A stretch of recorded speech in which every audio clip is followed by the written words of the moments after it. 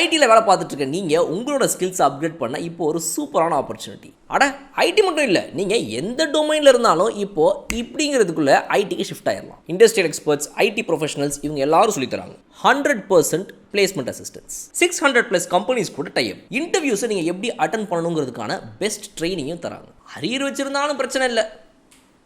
ராஜலட்சுமி எடுவர்ஸ், சென்னை. ஸ்க்ரீனில் தெரிகிற இந்த நம்பருக்கு கால் பண்ணுங்கள். Details in description.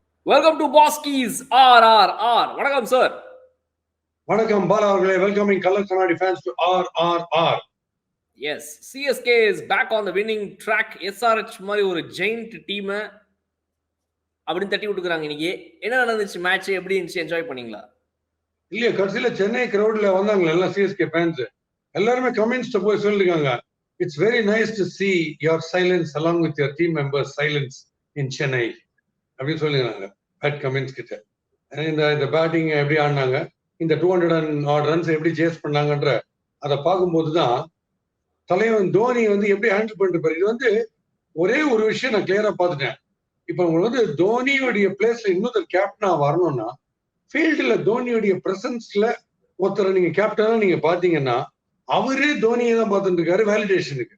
ஸோ இது தோனியுடைய ஆப்சன்ஸ்ல மட்டுமே தான் நமக்கு தெரியும் ஒரு கேப்டன் கேப்டன் தானான்றது. ஏன்னா இது எந்த மூவ் எடுத்தாலுமே தோனி எடுத்த மாதிரி தான் இருக்கு. அதுல என்ன இம்பார்ட்டன்ட் மூவ்னு நான் உங்களுக்கு சொல்றேன் சார். இப்போ நிறைய பேர் ஜெயிச்சுட்டா தோனியால அப்படின்னு சொல்றதும், தோத்துட்டா ருத்ராஜ் மேலையும் அப்படின்னு சொல்றாங்கன்னு CSK உடைய எதிர் தரப்புல நிறைய பேர் கமெண்ட்ஸ் தான் சொல்றதை நான் பாக்குறேன். நீங்க எப்படி பாக்குறீங்க?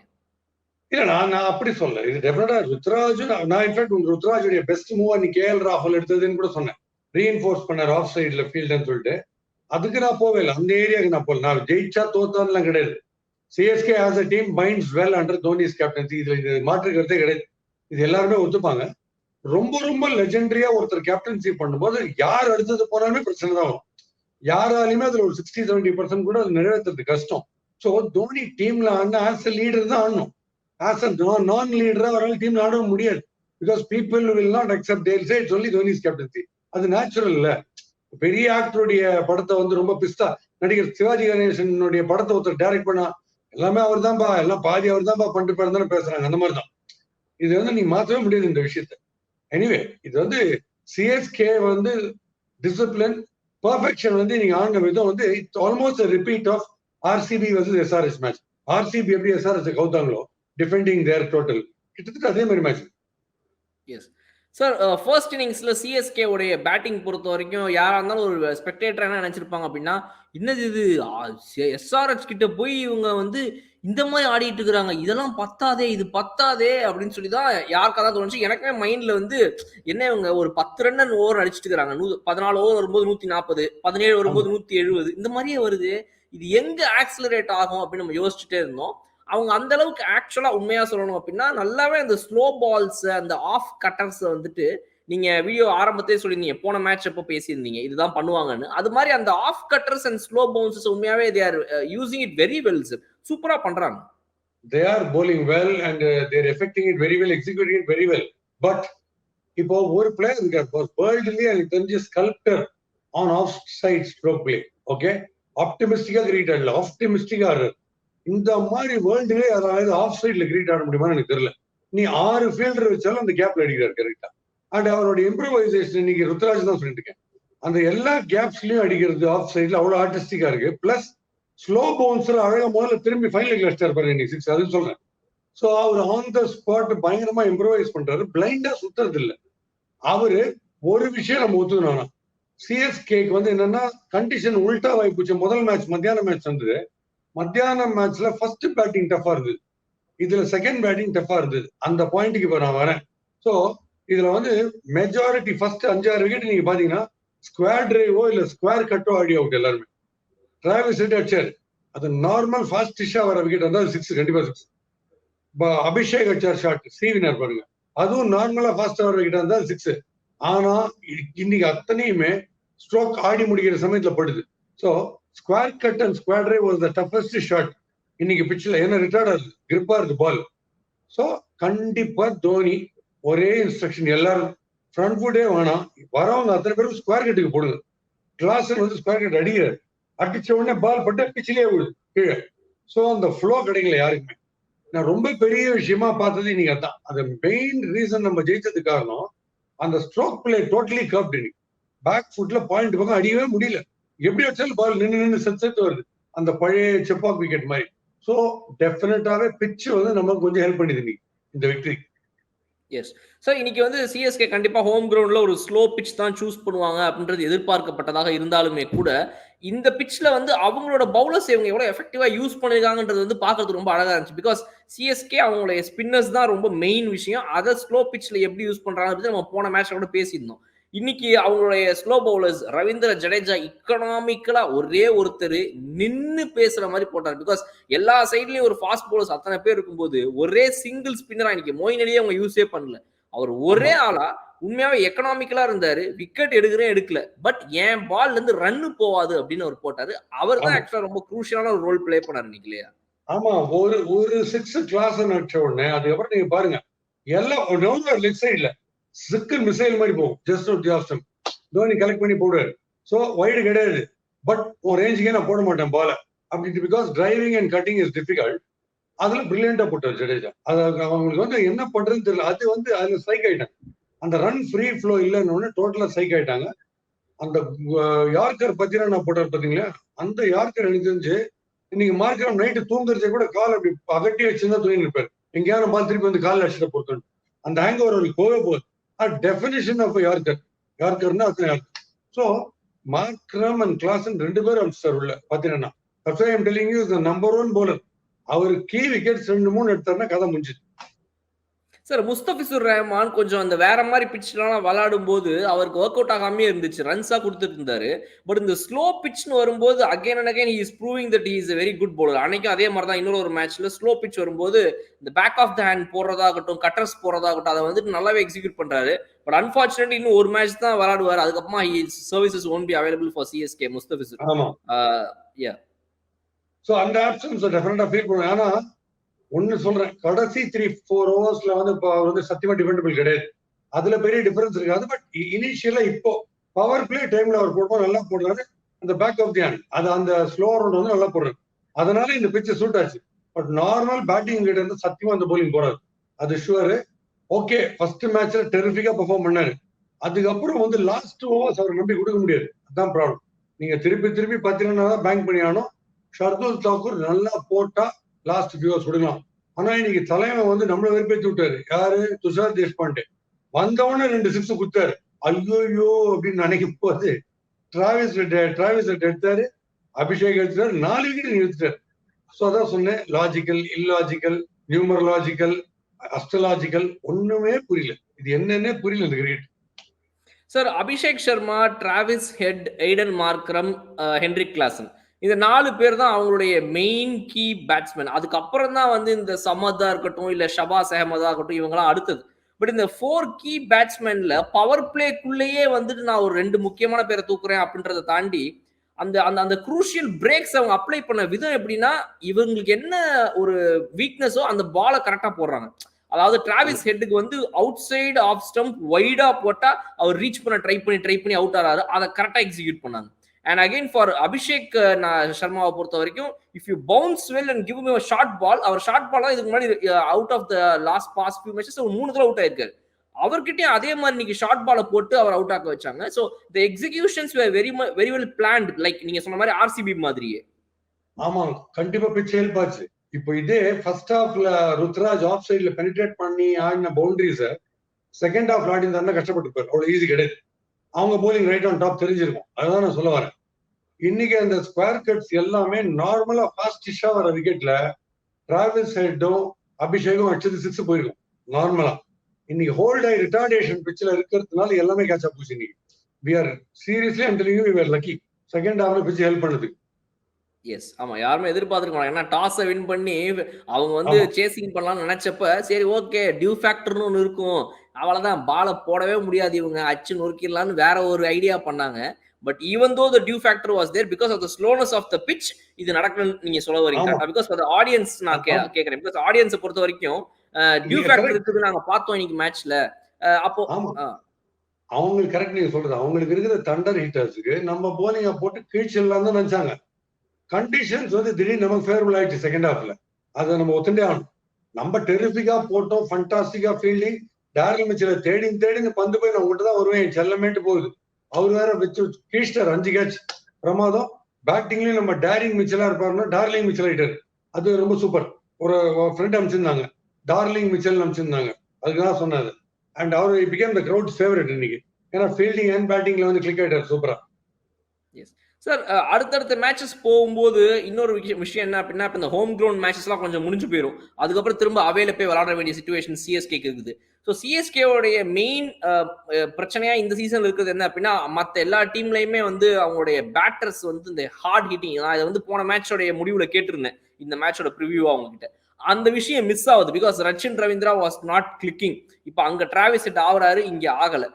இன்னொன்னு வந்து நம்மளுடைய டேரல் மிச்சல் இன்னைக்கு தான் கிளிக் ஆயிருக்காரு. He has to continuously function well. Because மற்ற டீமை கம்பேர் பண்ணும்போது நம்ம ஃபைனல்ஸும் போகணும், ஃபைனல்ஸ்ல போய் ஜெயிச்சும் ஆகணும்னா இந்த ஐபிஎல் 2024 பொறுத்த வரைக்கும் you should have your foreign batters hitting sixes அப்படின்றதான் இங்க இருக்குது. அது கண்டினியூஸா பண்ணுவாங்கன்னு நீங்க எதிர்பார்க்குறீங்களா சிஎஸ்கே கிட்ட? எனக்கு தெரிஞ்சு டேரல் மிச்சல் வந்து ஓபனிங் வந்துடலாம்னு நினைக்கிறேன் ருத்ராஜ் கைக்வாடோட. அது இன்னும் பெட்டரா இருக்கும். ஏன்னா அவர் ஃபோர்ஸ் பண்ற ஸ்ட்ரைட்டா தான் ஆடுறாரு. அண்ட் அந்த field placement advantage Daryl Mitchell எல்லாம் பெட்டரா யூஸ் பண்ணி பாரு தோணுது. ஏன்னா பின்னாடி ரொம்ப வைக்க முடியாது, ஸ்ட்ரெயிட்ல எல்லாம் நல்லா கிளியர் பண்றாரு ருத்ராஜ் மாதிரியே.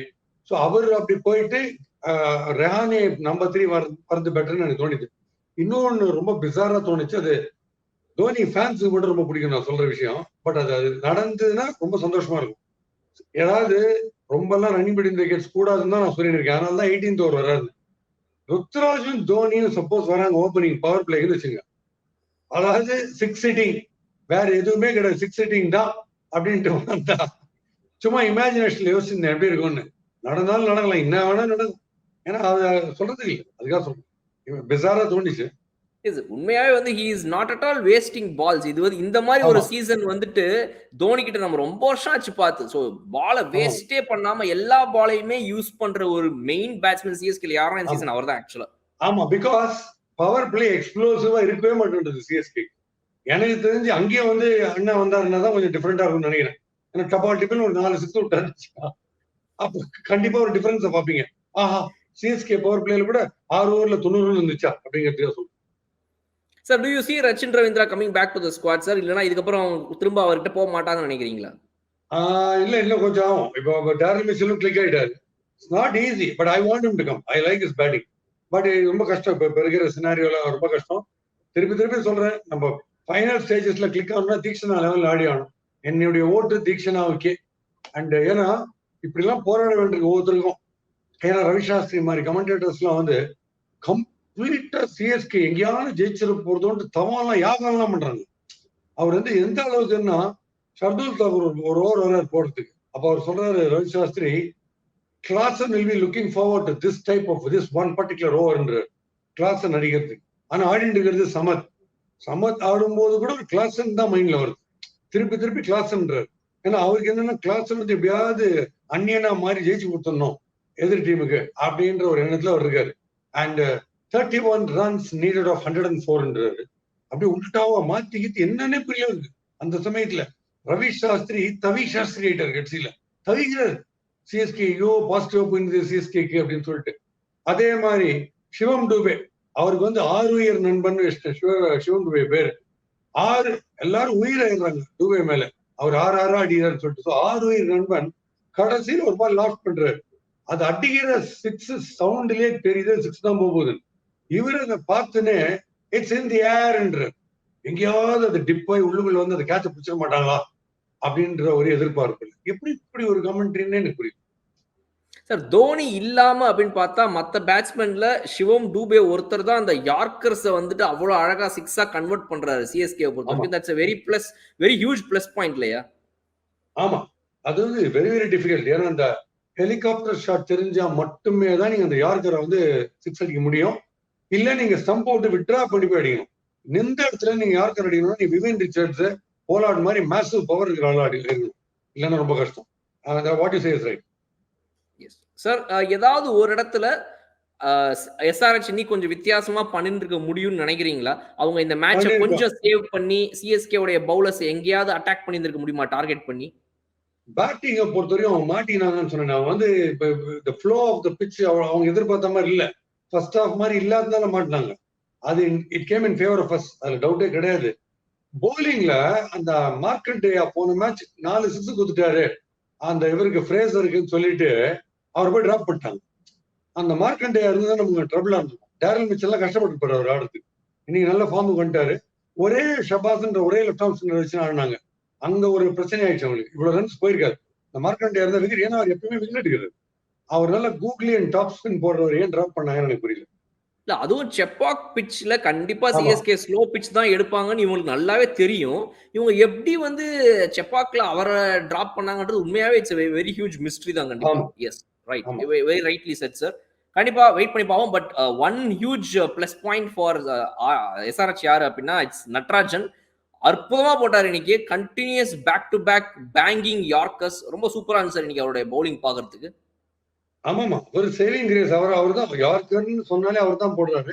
பேட் கமெண்ட்ஸ் நீங்க அந்த கண்டுபிடிச்சிட்டாரு ருத்ராஜ் கைக்வாட் என்ன போடுறாருன்னு.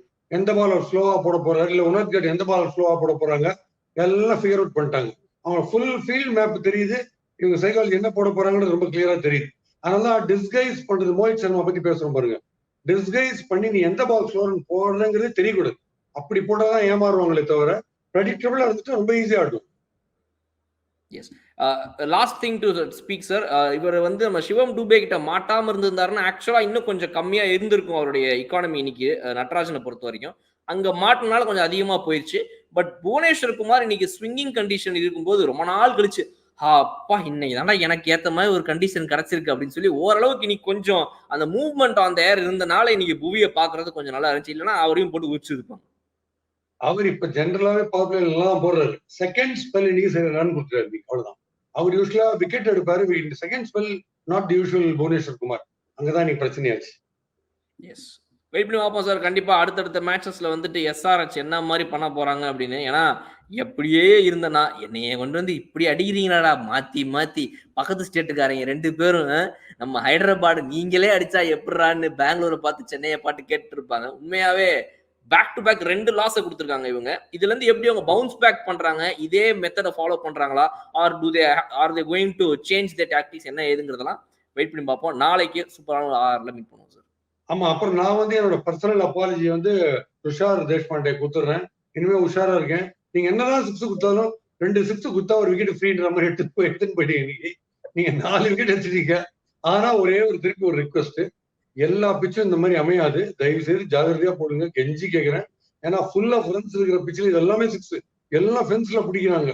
இன்னைக்கு நீங்க ஜெயிச்சிட்டீங்க, அது ஒன்றும் டவுட்டே கிடையாது. நீங்க ஸ்ட்ரெயிட் டிக்குன்ட்டீங்க, அமைதியா இருந்துட்டீங்களா, நாங்க அமைதியா இருக்கோம். துஷார் கலக்கிட்டீங்க நீங்க. ஆனா ஷர்துல் தாக்கூர் எனக்கு ஒன்றும் புரியல சார். நம்ம நீங்க போன சீசன் சொல்லியிருந்தீங்க சிஎஸ்கே கிட்ட இருக்கும்போது தோனின்ற ஒரு ஆள் பின்னாடி இருந்தாருன்னா ஷர்துல் தாக்கூர் எப்படி இருந்தாரு, இப்ப டெல்லி கேபிட்டல்ஸ்ல போய் அவர் எப்படி இருக்காரு பாருங்க பாலான்னு. நானும் அது ஆமான்னு நிறைய இடங்கள் எல்லாரும் வந்து பேசினாங்க.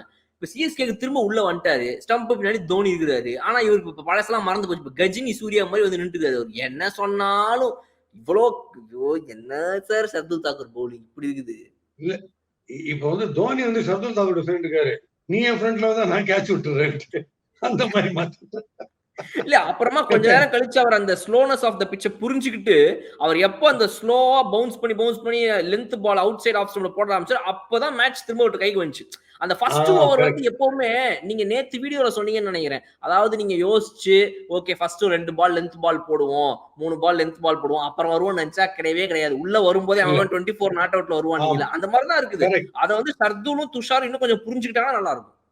ஆமா, ஷர்துல் தாக்கூர் இதை பண்ணணும். வரும்போதே நம்ம ஆல்ரெடி ஒரு ஓவர் போட்டிருக்கோம், கண்டினியூ பண்றோம், அந்த பர்ஃபெக்ட் லென்த்ல நினைச்சுன்னு போடணும். இங்க வார்ம் அப்புக்குலாம் டைமே கிடையாது. முதல் 2 பால் 2 6 ஆச்சு கோவிந்தா போலிங் அதோட. அதனால தான் அதுக்குதான் சொன்னாரு. Okay sir, any other points to add? Nothing more. And CSK இப்போ யூஸ்வலா எல்லாம் என்னப்பான்னு ஃப்ரஸ்ட்ரேட் ஆகிற சமயத்துல டெரிஃபிக்கா பெர்ஃபார்ம் பண்ணுவாங்க. ரொம்ப கன்வின்சிங் ஆச்சாங்க நீ வின்னு. அதை சொல்லணும் கண்டிப்பா. ஏன்னா வந்து யூஸ்வலாவே நம்ம திட்டுவோம், சரியா, கொஞ்சம் ஒரு மேட்ச் 2 மேட்ச் வந்தப்பட்டா திட்டுவோம், க்ளோஸா வந்து விட்டோம், இப்படி விட்டோம் அப்படி விட்டோம், என்ன ஆடுறாங்க. அதுல நிறைய காமெடிலாம்.